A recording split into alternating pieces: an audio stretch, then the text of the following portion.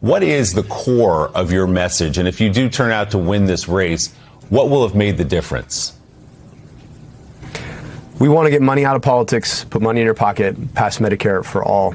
We started this campaign back in April of 2025, going to places big and small and across living rooms in Lansing and backyards in Grand Rapids and VFW halls in Escanaba and churches in Detroit. I heard what people were complaining about. They said, I don't know why it is this hard. It just shouldn't be this hard to afford a bag of groceries or to pay your rent or ever believe you could own a home or see a doctor in the richest, most powerful country in the world or pay your taxes and believe that that money is being spent on you rather than being dropped in the form of bombs on somebody else.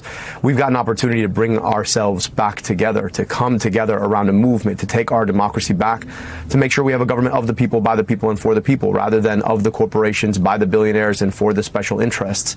And that's exactly why $70 million was spent against me in this race. They see me as an existential threat to the system of politics that is making it way too hard on everyday people. But we're really proud of the movement we built, and we're looking forward to defeating Mike Rogers in November.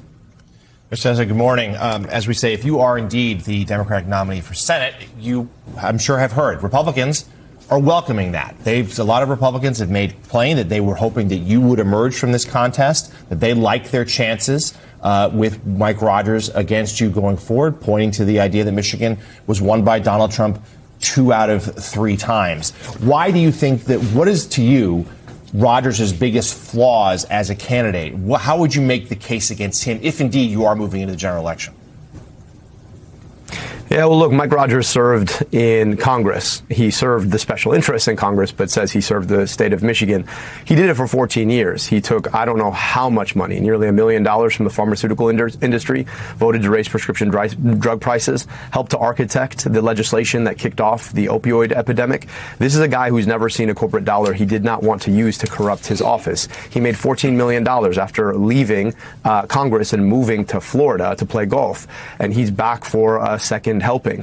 We know that if we bring people together around a movement to take our politics back, we really can beat him. And what he's missing is that politics has changed since the year 2000 when he got to office. Now, it's not enough to just get, $70 million and run 30-second ads on television. You actually have to stand for something. And this is a guy who doesn't want to actually explain why he's backing Donald Trump on the worst, most ridiculous war that we've seen, that they swore up and down that we'd never fight. He doesn't want to explain why he drives an EV but doesn't want you to. He doesn't want to explain why he's okay with everybody paying $5 gas because of adventurism abroad. So we're looking forward to forcing him to explain all of those things to the people of the state of Michigan and then sending him back to Florida so he can golf with his buddies.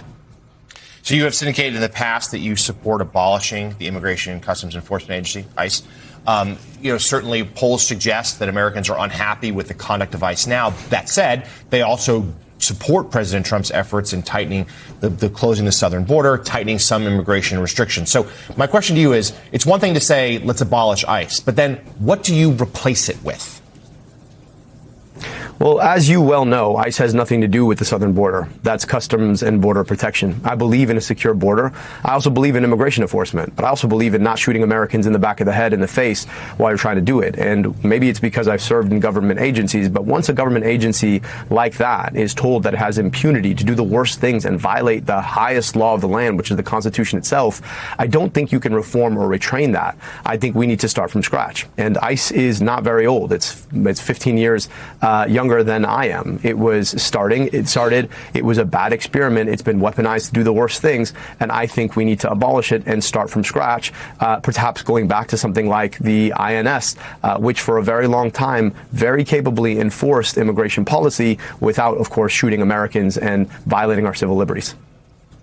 Mr. El-Sayed, you've been out there running for this seat for a long time. You've heard a lot and you've said a lot in response to what you hear. I'm going to ask you a question pretending that I'm from Dearborn, Michigan, and I'm 43 years of age. I have a wife and 2 children, one in elementary school, one in high school. I work paycheck to paycheck. My wife and I both work paycheck to paycheck. If one of my kids ever got sick, we're done.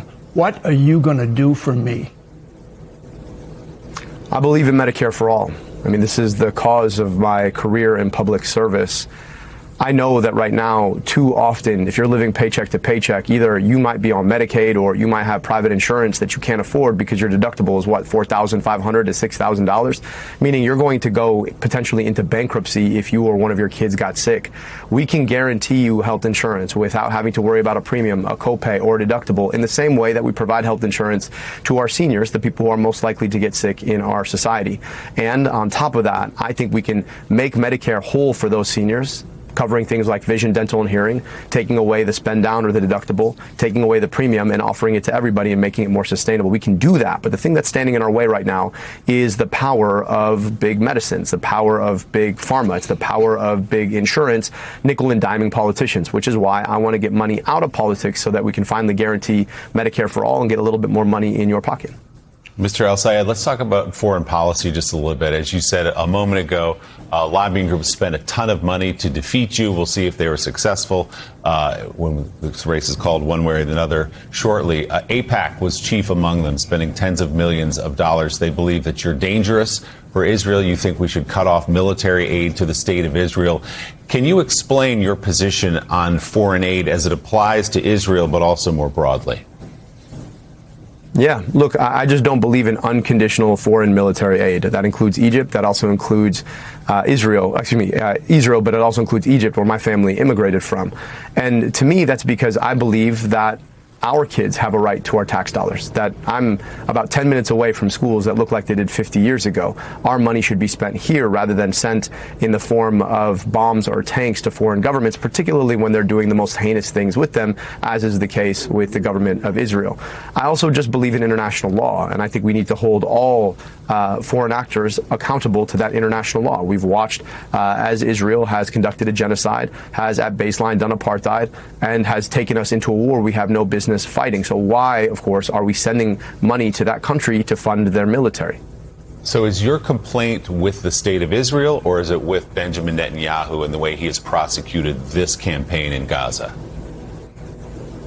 Those things, of course, are inextricable, but I think we've seen the worst of what the Israeli government has done. But let's not forget that we've been talking about an illegal apartheid regime for a very, very long time, and that supersedes Netanyahu himself. So I just think we need to treat Israel the way we would treat any other country who behaved the way that Israel is behaving. I understand that Netanyahu is a big reason why they've gotten so aggressive and, frankly, so bloodthirsty under his reign.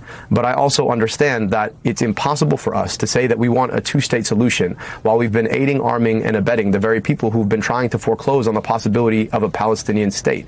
And ultimately, in the end, I don't think any of us pay our taxes so that a foreign government gets a bomb or a tank. We pay our taxes so that our kids get good schools and functional infrastructure. And too many of our kids just don't have those things right now. So there are voters watching this right now in the state of Michigan who supported Haley Stevens, Jewish voters who backed her because of some of what you just said there. What is your message to them? Because you are going to need them to win what's expected to be a very close race. My commitment to Jewish safety is the same as my commitment to the safety of my own kids. We have a responsibility to take on anti-Semitism in all of its forms wherever we see it. It's the same responsibility we have to take on Islamophobia. I know what it's like to be discriminated against for how I pray. I've experienced it myself, and nobody should have to feel that in a country where we believe in basic freedoms.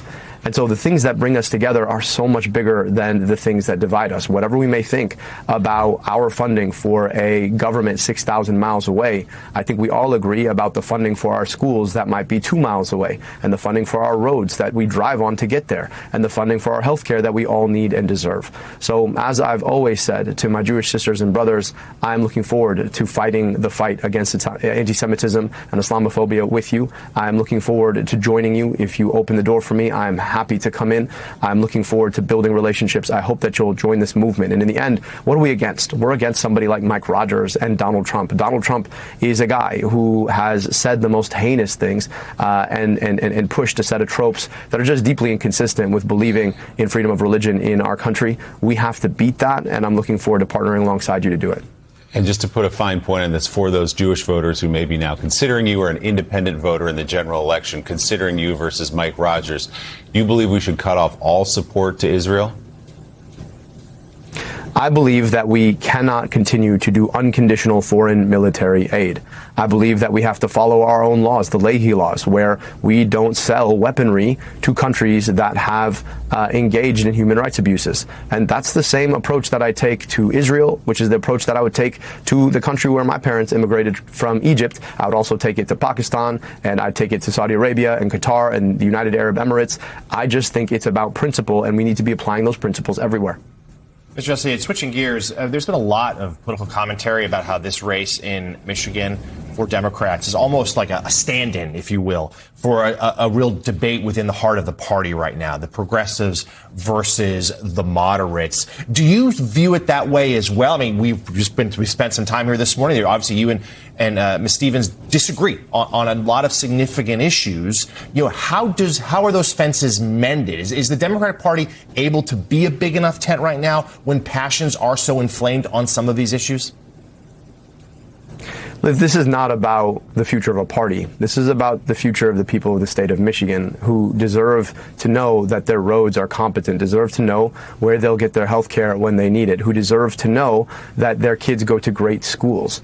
That's what I'm focused on. And if more of us were focused on that, I think a lot of the bigger issues that we tend to fight on would become a lot clearer. We're against the way that outside money can buy politicians, can come in, flood elections, and too often there's a pro quo that comes with that quid. But here's the thing. The things that unite us are so much bigger than the things that divide us. So to anybody who might not have supported me in this primary, I'm asking you to join this movement to get money out of politics, put money in your pocket, pass Medicare for all, stand up to Mike Rogers and Donald Trump, take our democracy back against the power of big corporations who've rigged the system too often, and help us defeat the kind of lawlessness that we've seen out of the Trump administration. And so this is a big movement. And in order for us to build together, we're going to have to be able to come together around the things that unite us. It's the feeling that we get when we look our kids in the eye. It's the feeling that we get when we think about what our country ought to be. And it's the opportunity we have to take on all that Donald Trump has done to corrupt our country and to corrupt our government.